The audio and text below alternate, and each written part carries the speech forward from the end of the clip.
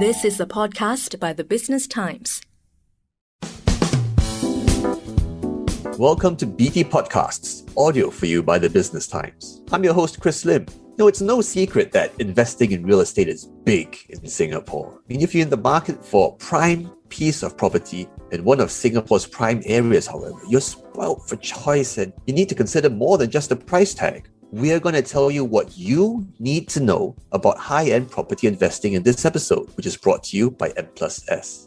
Our guest is Nicholas Mak, Head of Research and Consultancy at ERA Realty Network. Welcome to the show, Nicholas. Hi, Chris. Thanks for having me. The term high-end property or prime real estate gets thrown around a lot in Singapore, but what exactly are we talking about here? And where are these properties typically located?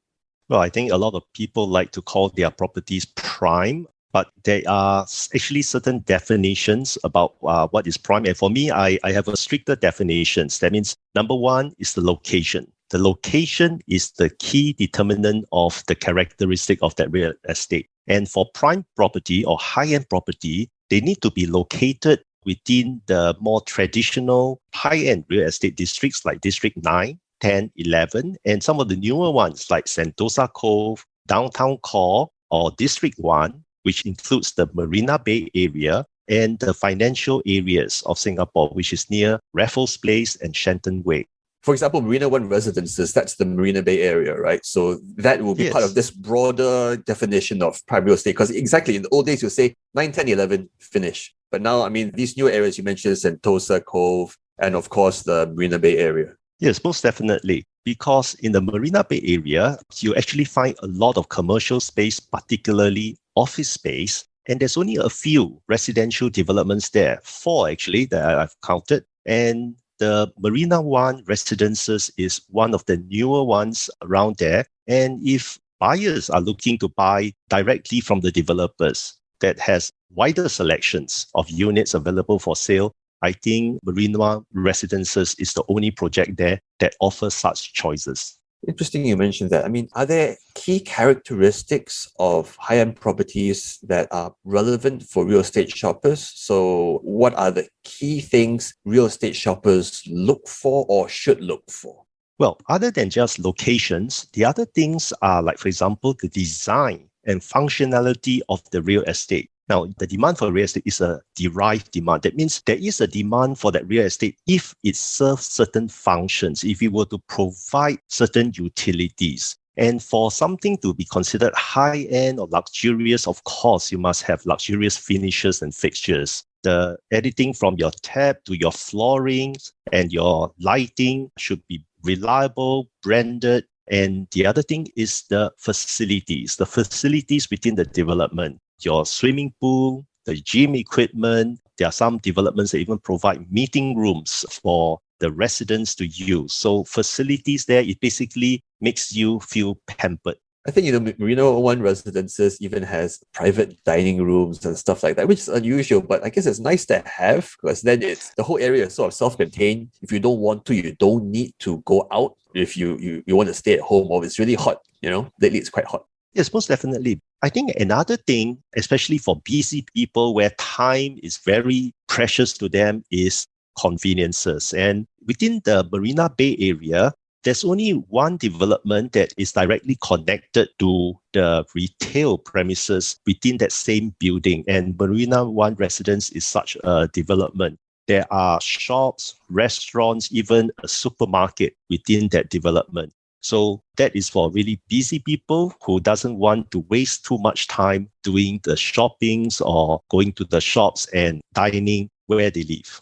Yeah, I think there's a cold storage there. And of course, there are a bunch of restaurants, sushi and cafes and all sorts of things. So I guess you'd be hard-pressed to find a reason to leave if you don't need to. Of course, you can venture further out because Marina Bay MRT is practically at the doorstep of Marina One Residences. So if you want to, you don't need to drive, right? You can just hop on a train and go as far away as you want, right? Yes, most definitely. I think one of the attractions about buying residential real estate within the financial districts is that based on real estate economics, real estate are most expensive in locations where the user of those real estate has very high income or wealth. And of course, in the financial district of Singapore, Raffles Place and so on, many of the jobs comes with high salaries. And therefore, the residential property there would also be some of the more expensive because the residents or tenants there are highly paid, so they can afford higher rents. And furthermore, the residential space there are also quite limited. And you see a case of strong demand, limited supply, and the results is that you can have quite high prices and also potential upside for prices of real estate in that area. If you like BT Podcasts so far, please subscribe to us on Apple Podcasts, Google Podcasts, or Spotify, and like us and give us a rating. And now back to our conversation with Nicholas Mak, Head of Research and Consultancy at ERA Realty Network, about what you need to know before investing in prime real estate in Singapore. This episode is brought to you by M+S. Now, before the break, we were talking about the definition of prime real estate as well as some examples of what makes things prime. I mean, there's location, but there are facilities. But let's say, you're in the market for high-end real estate.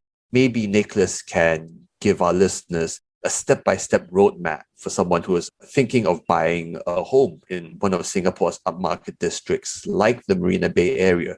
What's the step-by-step plan to approach this? The very first step is to decide on the location. The accessibility to the workplace is very important.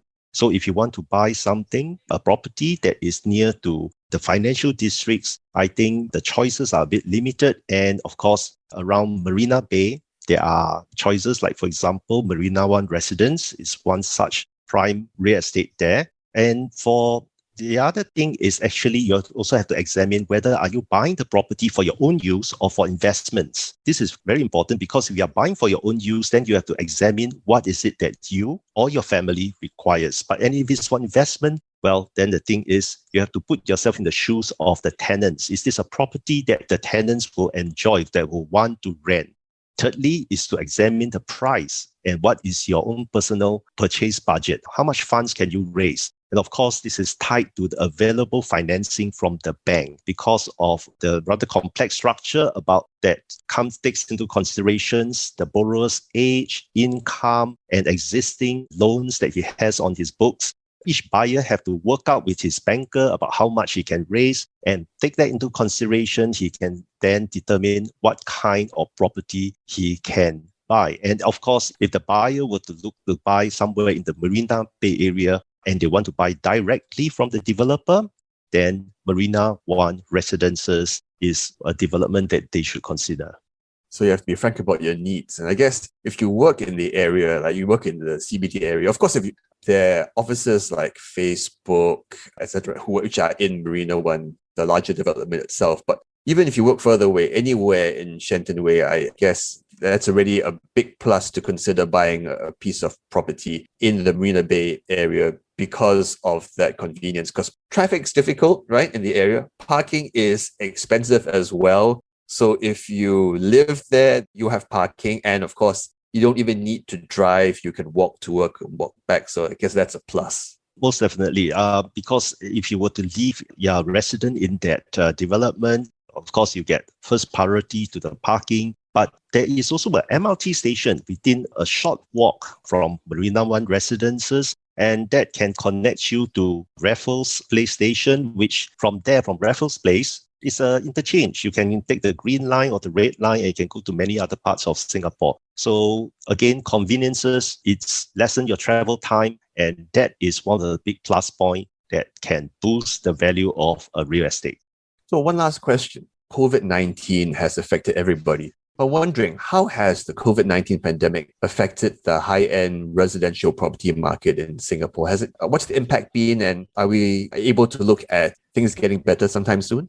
Yes, I think we can. At the moment, Singapore is rolling out, and many other countries are rolling out their vaccination program. But if we were to cast our mind back in the last 12 months, the COVID-19 pandemic has actually affected many industries, both in Singapore and around the world. It has led to recession in many countries. Singapore was not spared. But the Singapore real estate market has actually recovered after the circuit breaker last year, and it has remained fairly resilient. Demand is quite stable. Developer sales volume for the whole of 2020 was up by marginal 0.7% compared to 2019. and private residential prices also increased by about 2.2%. In the high-end sector, compared to the suburban market, depends a bit more on foreign demand. Typically, about 1/3 of all the units transacted in the call center region were bought by foreigners. During the COVID period, it dropped to about a quarter, but Singaporeans pick up the slack. So I think that as the vaccination program get rolled out,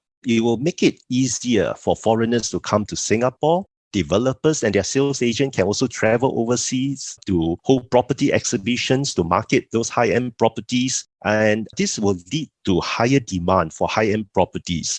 And of course, with higher demand, it can also translate to higher prices, especially when there are limited supply of high-end properties. Thanks for being on the show, Nicholas. It's my pleasure, Chris. We've been telling you what you need to know about investing in prime real estate in Singapore with my guest, Nicholas Mak, Head of Research and Consultancy at ERA Realty Network. This episode was brought to you by M+S. And that's a wrap for this podcast episode by The Business Times.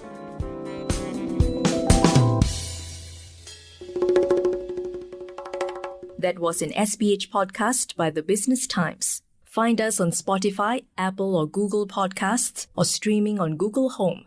Do feedback to us at podcast@sph.com.sg.